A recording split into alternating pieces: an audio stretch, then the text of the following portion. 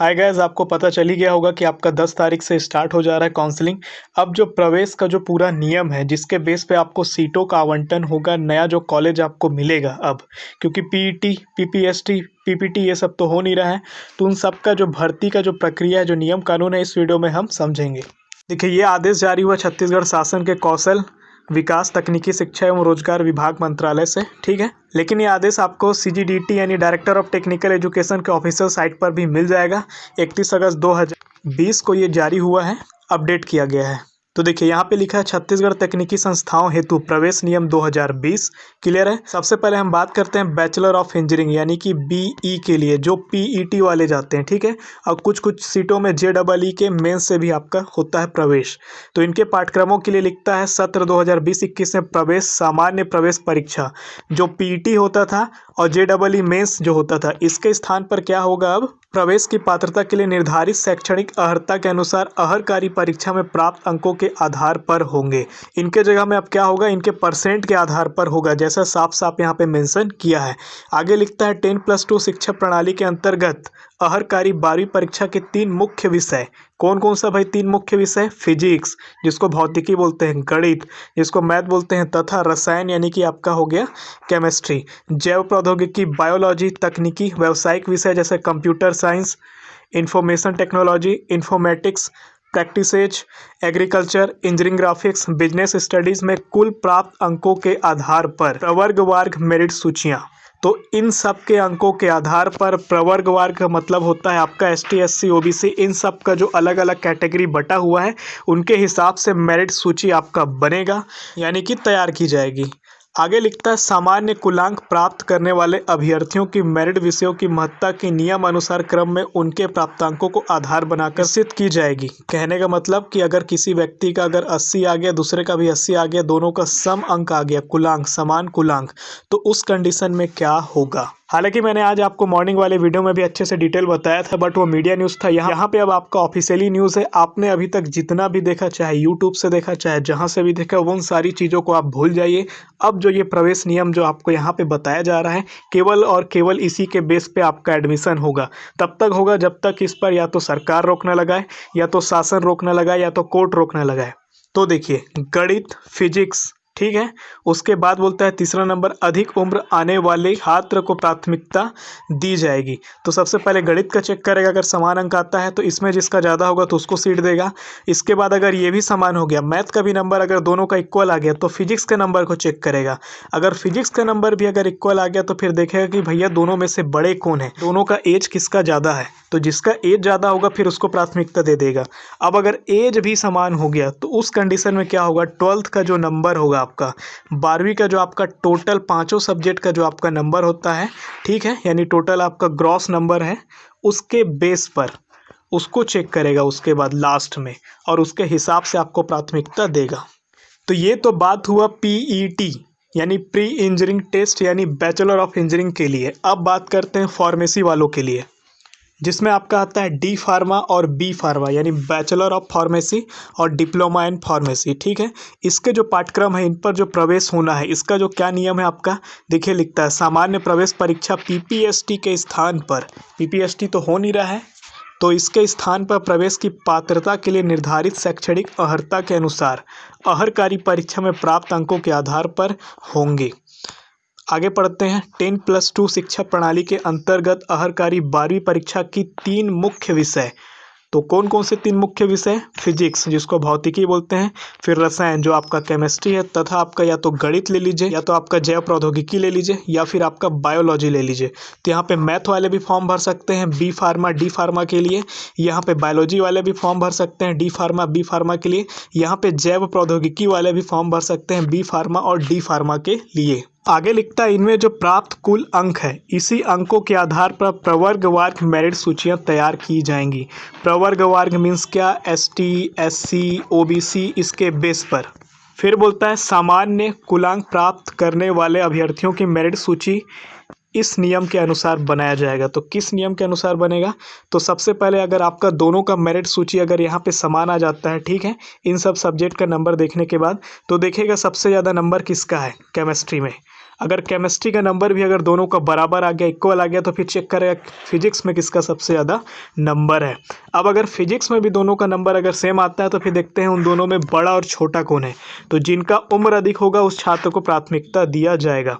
अब अगर उम्र भी समान है तब क्या होगा कि 12वीं का टोटल जो आपका नंबर है उन दोनों के परसेंट को मिलाएगा, जिनका परसेंट ज़्यादा होगा उनको मेरिट सूची में नाम मिलेगा पहले। अब बात करते हैं डिप्लोमा इन इंजीनियरिंग यानी कि पॉलीटेक्निक CGPPT के बारे में। तो इनका जो प्रवेश नियम है ये देखिए, प्रवेश परीक्षा PPT के स्थान पर प्रवेश की पात्रता के निर्धारित शैक्षणिक अर्हता के अनुसार अहर्कारी परीक्षा में प्राप्त अंकों के आधार पर होंगे। तो क्या है भाई, तो 10वीं कक्षा की परीक्षा में गणित एवं विज्ञान विषय में कुल प्राप्त अंक क्या है भाई, तो बोलता है 10वीं कक्षा की परीक्षा में गणित एवं विज्ञान विषय, कौन कौन सा विषय, एक आपका मैथ और एक आपका साइंस में प्राप्त कुल अंकों के आधार पर प्रवर्गवार मेरिट सूची तैयार की जाएगी। तो मेरिट सूची कैसे बनेगा, जो टोटल नंबर है, ठीक है, सारे टोटल नंबर मिलाने के बाद जो आपका नंबर बनता है उसी के हिसाब से आपका ST SC male female freedom fighter PH सबका आपका मेरिट सूची तैयार किया जाएगा। यहाँ पे भी बोलता है अगर दो विद्यार्थी का अगर नंबर सेम आ जाए उस कंडीशन में मेरिट सूची की महत्ता में नियम अनुसार क्रम में उनके प्राप्तांकों को आधार बनाकर निश्चित की जाएगी। तो अगर दो लोग का अगर नंबर सेम आता है तो उस समय आपका फिर से चेक करेगा कि दोनों में से गणित में किसका सबसे ज़्यादा नंबर है। अगर गणित में भी दोनों स्टूडेंट का अगर नंबर समान हो जाता है तो फिर चेक करेगा कि दोनों में से बड़ा कौन है। तो जो बड़ा होगा उनको पहले प्राथमिकता दी जाएगी। आगे लिखता है अगर उम्र भी समान होने की स्थिति में अगर दोनों एक ही एज के निकले तो उस कंडीशन में होगा 10वीं में अधिक अंक, जो टोटल आपका नंबर है, ठीक है, उसमें जो सबसे अधिक अंक प्राप्त होगा, सबसे ज़्यादा परसेंट जिसका होगा उसको क्या होगा, प्राथमिकता दिया जाएगा। मतलब वो लिस्ट में ऊपर पे रहेगा, उसके नीचे फिर दूसरा नंबर पे कोई और रहेगा। अब बात करते हैं मास्टर ऑफ कंप्यूटर एप्लीकेशन पाठ्यक्रम हेतु 2020-21 का जो प्रवेश नियम है प्री MCA या NIMCET, इनके जो प्रवेश था, इस प्रवेश की जो पात्रता के लिए निर्धारित शैक्षणिक अर्हता के अनुसार अहर्कारी परीक्षा में प्राप्त अंकों के आधार पर होंगे। तो क्या क्या होगा, तो BCA कंप्यूटर साइंस इंजीनियरिंग या समकक्ष में स्नातक उपाधि यानी ग्रेजुएशन, या फिर बोलता है 10+2 के साथ स्नातक स्तर पर गणित विषय के साथ BSc BCom या फिर BA संकाय, इन विषयों में 3 वर्षीय स्नातक उपाधि पाठ्यक्रम में प्राप्त अंकों के प्रतिशत के आधार पर मेरिट सूची बनेगा। तो यहाँ पे जो आपका टोटल है, ठीक है, इन प्राप्त अंकों के आधार पर ही इनके लिए क्या होगा, मेरिट सूची बनेगा। और समान प्राप्तांक होने पर अधिक उम्र के अभ्यर्थी को प्रवेश में प्राथमिकता दी जाएगी। अब बात करते हैं बैचलर ऑफ इंजीनियरिंग बायोटेक्नोलॉजी के लिए। इसके लिए जो आपका बोलता है प्रवेश सामान्य प्रवेश परीक्षा जो आपका PET और JEE मेंस या फिर PPST के स्थान पर अब क्या हो रहा है, प्रवेश की पात्रता के लिए निर्धारित शैक्षणिक अर्हता के अनुसार अहर्कारी परीक्षा में प्राप्त अंकों के आधार पर होंगे। फिर लिखता है 10+2 शिक्षा प्रणाली के अंतर्गत अहर्कारी परीक्षा जो आपका है 10वीं परीक्षा 12वीं की परीक्षा की 3 मुख्य विषय। तो इसके लिए कौन सा 3 मुख्य विषय है, भौतिकी यानी फिजिक्स, उसके बाद आपको या तो फिर मैथ लेना है या फिर बायोलॉजी वाले हैं या फिर आप केमिस्ट्री वाले हैं, जैव प्रौद्योगिकी वाले हैं, तकनीकी व्यवसाय वाले हैं। यहाँ पे जैसे कंप्यूटर साइंस हो गया, इंफॉर्मेशन टेक्नोलॉजी हो गया, इंफॉर्मेटिक्स प्रैक्टिसेज हो गया, आपका एग्रीकल्चर हो गया, फिर इंजीनियरिंग ग्राफिक्स हो गया, बिजनेस स्टडी हो गया। तो इन सब में जो कुल प्राप्त होगा, इसका जो आपका अंक होगा, इनका क्या बनेगा, मेरिट सूची तैयार होगा। और अगर समान अंक आ जाता है किसी दो स्टूडेंट का तो वहाँ पे क्या करेगा, गणित का और केमिस्ट्री का पहले चेक करेगा दोनों में, उन दोनों में जिसका ज़्यादा अगर होता है तो उनको मिल जाएगा प्राथमिकता। अगर बराबर आता है तो फिर फिजिक्स को चेक करेगा, इसमें भी अगर बराबर आ जाता है तो देखेगा दोनों में उम्र किसका ज़्यादा है, जिसका अधिक उम्र है उसको प्राथमिकता देगा। समान अगर एज होगा तो 12वीं में फिर से टोटल नंबर को देखेगा।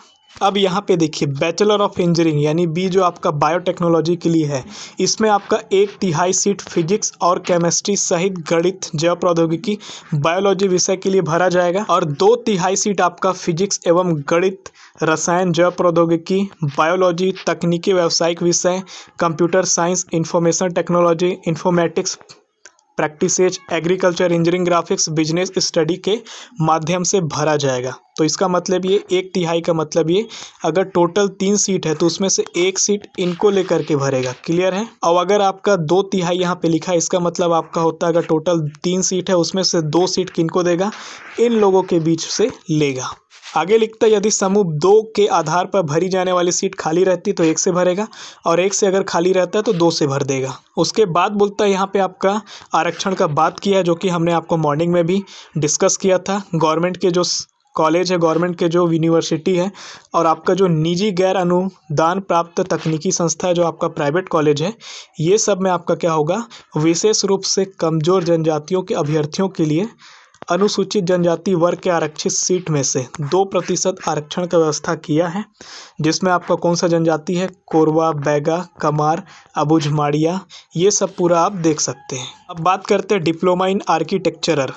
तो यहाँ पे डिप्लोमा इन आर्किटेक्चरर के लिए क्या है, प्रवेश के लिए माध्यमिक शिक्षा मंडल रायपुर छत्तीसगढ़ के 10+2 शिक्षा प्रणाली के अंतर्गत 12वीं परीक्षा या अन्य मान्यता प्राप्त बोर्ड से समकक्ष परीक्षा में आपका फिजिक्स, केमिस्ट्री तथा मैथ विषय समूह में अनारक्षित वर्ग के लिए 35% प्राप्तांकों के साथ उत्तीर्ण करना अनिवार्य है।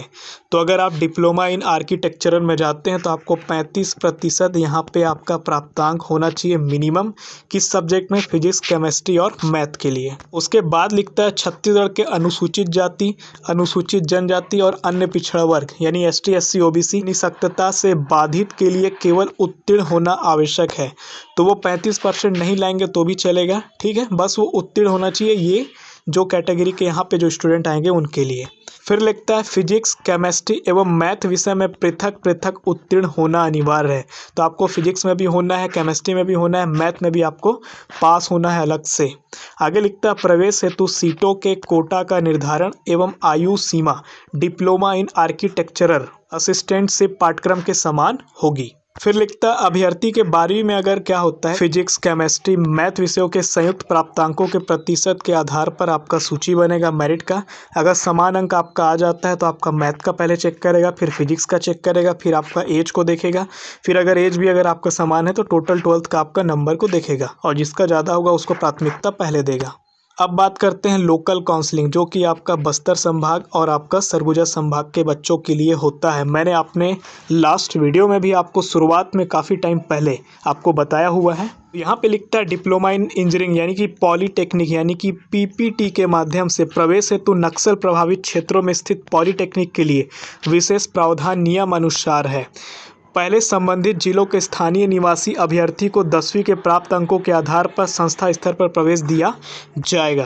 कहने का मतलब ये है कि सरगुजा संभाग में जितने जिले हैं वहाँ के जिले वाले ही पहले एडमिशन के लिए फॉर्म भर सकते हैं, और इसी तरह बस्तर संभाग में जितने भी जिले हैं वहाँ के बच्चे ही, वहाँ के स्टूडेंट ही अपने पॉलीटेक्निक के लिए वहाँ के लोकल कॉलेज में पहले फॉर्म डाल पाएंगे। उसके बाद अगर सीट रहेगा तो संभाग को लेगा पूरा, और उसके बाद भी अगर सीट खाली होता है तो फिर आपका केंद्रीय ऑनलाइन काउंसलिंग से सीट भरेगा। उसके बाद यहाँ पे काउंसलिंग में देखिए ये यहाँ पे सदस्य होंगे, इनकी जो समिति बनी हुई है, यहाँ पे जितने भी सर लोग हैं यहाँ पे आप देख सकते हैं। आपका आगे लिखता है सीटों का आवंटन केंद्रीय ऑनलाइन काउंसलिंग प्रक्रिया के द्वारा किया जाएगा। कोविड-19 के कारण संक्रमण के खतरे को दृष्टिगत रखते हुए 2020-21 में आवंटन से पूर्व अभ्यर्थियों के दस्तावेज का परीक्षण नहीं किया जाएगा। इसका मतलब यहाँ पे ये हुआ कि आपको सिर्फ अभी काउंसलिंग का फॉर्म भरना है, DVC नहीं कराना है। डॉक्यूमेंट वेरिफिकेशन अभी काउंसलिंग के फॉर्म के बाद नहीं होगा। लिखता है अतः अभ्यर्थी ऑनलाइन आवेदन करते समय विशेष सावधानी रखें। आवेदन में त्रुटि होने पर या गलत जानकारी पाए जाने पर आवेदन या आवंटन आपका जो सीट मिलेगा आपको निरस्त किया जा सकता है, जिसकी जिम्मेदारी विद्यार्थी की स्वयं की होगी। इस संबंध में संचालनालय का निर्णय अंतिम रूप से मान्य होगा। आगे लिखता ऑनलाइन संस्था आवंटन के उपरांत संस्था में प्रवेश के समय अभ्यर्थियों के दस्तावेजों का परीक्षण संबंधित संस्था द्वारा नियम अनुसार किया जाना अनिवार्य है। तो जब आपको सीट अलॉटमेंट हो जाएगा उसके बाद ही आपको क्या होगा, डॉक्यूमेंट वेरिफिकेशन कराना है, DVC कराना है। उसके बाद लिखता अभ्यर्थियों के दस्तावेज के परीक्षण के संपूर्ण जिम्मेदारी प्रवेश देने वाली संबंधित संस्था की होगी। तो आपका जितना भी डॉक्यूमेंट वेरिफिकेशन है, आपके जहाँ जो आपको कॉलेज अलॉट होगा उसकी पूरी रिस्पॉन्सिबिलिटी है। आगे लिखता है संबंधित पाठ्यक्रम के लिए निर्धारित प्रावधानों के अनुसार अभ्यर्थियों के दस्तावेज सही नहीं पाए जाने पर आवंटन निरस्त किया जा सकता है। तो जो आप फॉर्म में भरोगे वो आप डॉक्यूमेंट अगर नहीं दे पाए एडमिशन के टाइम में तो आपका क्या होगा, आपका एडमिशन कैंसिल हो जाएगा। आगे लिखता है प्रवेश की अंतिम तिथि समस्त पाठ्यक्रमों में प्रवेश अकादमिक सत्र में प्रथम वर्ष द्वितीय वर्ष लेटरल एंट्री में प्रवेश की अंतिम तिथि जैसा कि अखिल भारतीय तकनीकी शिक्षा परिषद AICTE निर्धारित किया जाए। किसी न्यायालय, संवैधानिक संस्था, शासन के आदेश या अधिसूचना के अनुसार प्रवेश की अंतिम तिथि को चेंज किया जा सकता है। और बाकी जो आपका प्रवेश का नियम है वो आपका 2020 जो आपका निकाला हुआ है उसी के अकॉर्डिंग होगा, यहाँ पे साफ साफ मेंशन किया है। ये जो आपका आदेश है छत्तीसगढ़ के महामहिम राज्यपाल जी के नाम से है, जो उनके उप सचिव हैं, यहाँ से आपका निकला है। आप इस आदेश को डायरेक्टर ऑफ टेक्निकल एजुकेशन के ऑफिशियल साइट पर देख सकते हैं, डाउनलोड कर सकते हैं। वीडियो से अगर आपको थोड़ी सी भी हेल्प हुई होगी तो वीडियो को लाइक करिएगा, चैनल पर नए हैं तो सब्सक्राइब करिएगा। मिलते हैं किसी नए वीडियो में, तब तक के लिए आप अपना ख्याल रखें।